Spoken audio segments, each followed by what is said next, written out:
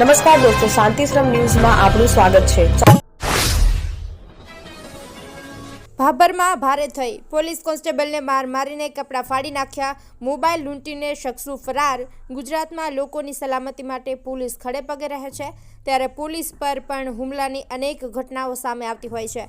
બનાસકાંઠાના ભાભરમાં પોલીસ પણ સલામત નહીં હોવાની ઘટના સામે આવી છે।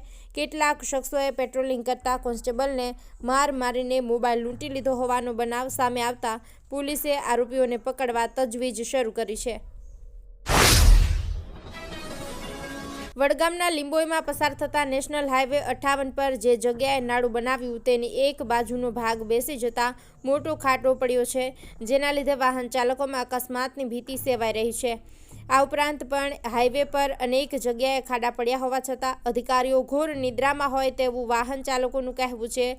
વડગામ તાલુકાના લીંબોઈમાં ગામમાંથી વચ્ચોવચ્ચથી નેશનલ હાઈવે 58 પસાર થાય છે, જેનાથી ગામના બે ભાગ પડે છે। જ્યાં હાઈવે પર ગ્રામ પંચાયત કચેરી, દુકાનો અને ઘર આવેલા છે, ત્યારે લીંબોઈ પ્રાથમિક શાળા જવાના રસ્તા ઉપર તાજેતરમાં બનાવેલા નાળાની એક બાજુનો ભાગ બેસી ગયો છે, જેના લીધે મોટા ખાડા પડતા કોઈ વાહન ચાલક અકસ્માતનો ભોગ બને તે માટે ગ્રામજનોએ ખાડામાં મોટું લાકડું ઊભું કરી તેના ઉપર પ્લાસ્ટિકનું કવર લગાવ્યું છે। ડીસાની હિમાલયા સોસાયટીમાં છેલ્લા 2 મહિનાથી ભાડાના મકાનમાં રહેતી એક પરિણીતાએ ગળે ફાંસો ખાઈ આપઘાત કરી લેતા ચકચાર મચી ગઈ હતી। આ ઘટનાની જાણ થતાં જ પોલીસ ઘટના સ્થળે પહોંચી મૃતદેહને પોસ્ટમોર્ટમ માટે ખસેડ્યો હતો। પાટણ તાલુકાના એદલા ગામના અને સાંડેસરી ગામે સાસરું ધરાવતા 32 વર્ષીય મધુબેન હરેશભાઈ પરમાર ડીસાની હિમાલયા સોસાયટીમાં તેમના પતિ હરેશભાઈ સાથે ભાડાના મકાનમાં રહેતા હતા। રવિવારે કોઈ કારણોસર તેણીએ આપઘાત કરી લીધો હતો। મધુબેનના આપઘાતની જાણ થતાં જ તેમના પિયર પક્ષના લોકો ડીસા દોડી આવ્યા હતા। પિયર પક્ષના લોકોએ મધુબેને આપઘાત કર્યો નથી, પરંતુ તેમની હત્યા કરવામાં આવી છે તેવા આક્ષેપો કર્યા હતા। ઝેટા ગામના લોકોએ એક અનોખી અને પ્રેરણાદાયી કામગીરી હાથ ધરી છે। ગામની 100 હેક્ટર જમીનમાં ઉભેલા કાંટાળા વૃક્ષોની જળ મૂળથી નાશ કરી લીલાછમ અને ફળદ્રુપ વૃક્ષોને ઉછેરવાનું મિશન તેઓએ શરૂ કર્યું છે। આ કામગીરીમાં ગામના યુવાનો, વડીલો સહિત સૌ કોઈ સક્રિય રીતે જોડાયા છે। કાંટાળા વૃક્ષોનું નિકંદનથી જમીન વધુ ઉપજાઉ બનશે, બાકીના વૃક્ષોને વિકાસ માટે વધુ જગ્યા અને પોષણ મળશે। આ અભિયાનથી ગામના કુદરતી સૌંદર્યમાં વધારો થવાની સાથે પર્યાવરણ પ્રત્યેની લોકોની જાગૃતિ પણ વધશે। Simco sunlight paints, Simco sunlight paints કવિન સાફ્ટર મશીનથી કલર બનાવનાર નવીન ઘરને સુશોભિત કરવા એકવાર અવશ્ય મુલાકાત લો। Simco sunlight paints, Simco sunlight paints. Banaskantha જિલ્લા પોલીસ દ્વારા પોલીસ મહાનિરીક્ષકના નિર્દેશન હેઠળ ડીસામાં એક અનોખા પરિસંવાદ કાર્યક્રમનું આયોજન કરવામાં આવ્યું હતું। આ કાર્યક્રમનો મુખ્ય હેતુ પોલીસની સેવાઓને વધુ લોકો સુધી પહોંચાડવાનો હતો, સાથે જ પોલીસ અને પ્રજા વચ્ચેના સંબંધોને વધુ મજબૂત બનાવવાનો પણ ઉદ્દેશ્ય હતો। આ પરિસંવાદમાં મોટી સંખ્યામાં ગ્રામજનો ઉપસ્થિત અને સરપંચો, સમાજના આગેવાનોએ ભાગ લીધો હતો। આ બાબત દર્શાવે છે કે પોલીસની આ પહેલને વ્યાપક સમર્થન મળ્યું છે। પવિત્ર શ્રાવણ માસનો ત્રીજો સોમવાર પાટણ જિલ્લામાં ભક્તિમય વાતાવરણમાં ઉજવાયો। શુક્રવારથી શરૂ થયેલા શ્રાવણ માસમાં આજે સમગ્ર જિલ્લાના શિવ મંદિરોમાં ભક્તોએ મોટી સંખ્યામાં ઉપસ્થિત રહી પૂજા અર્ચના કરી રહ્યા છે। પાટણ શહેરમાં સિદ્ધનાથ મહાદેવ, બગેશ્વર મહાદેવ, નીલકંઠ મહાદેવ, ગુપ્તેશ્વર મહાદેવ, ત્રિપુરારેશ્વર મહાદેવ સહિતના અનેક શિવાલયોમાં સવારથી જ ભક્તોની ભીડ જોવા મળી।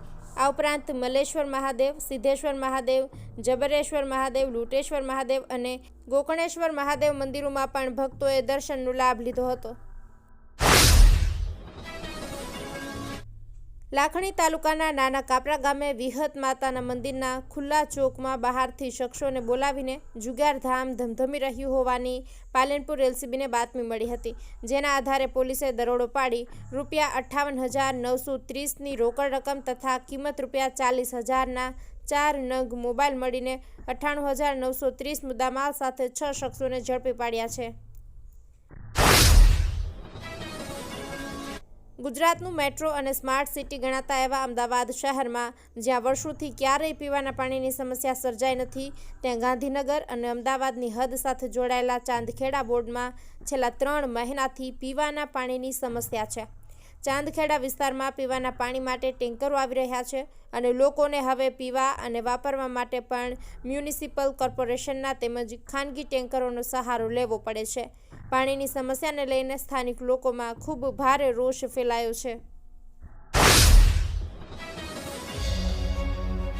ઉત્તર ગુજરાતનું એકમાત્ર multi city mall happy mall જે આવેલ છે જિલ્લાના વેપારી મથકો દિયોદર, ભાભર, રાધનપુર, વારાહી અને થરાદમાં, જ્યાં મળશે આપને વ્યાજબી દરે જીવન જરૂરિયાતની તમામ વસ્તુઓ તેમજ કપડાં, ગિફ્ટ આર્ટિકલ, પ્લાસ્ટિકની તમામ સામગ્રી, ક્રોકરી અને બીજું ઘણું બધું વધારે.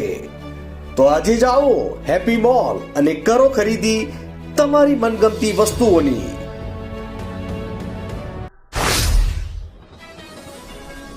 રાજ્યના સૌથી મોટા મહાનગર એવા અમદાવાદના ભાજપના નેતાઓને હવે પ્રજાના રોષનો ભોગ બનવું પડી રહ્યું છે.